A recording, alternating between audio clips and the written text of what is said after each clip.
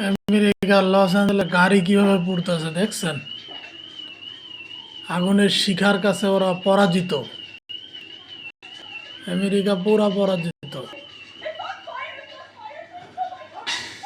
আহ!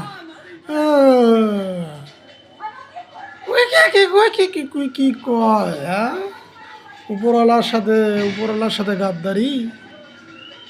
হ্যাঁ, পুরো ধ্বংস। এখন কেডাই বাঁচাইব তো করে? এখনো সময় আছে। ন্যায়ের পথ, ইসলামের পথ গ্রহণ করো।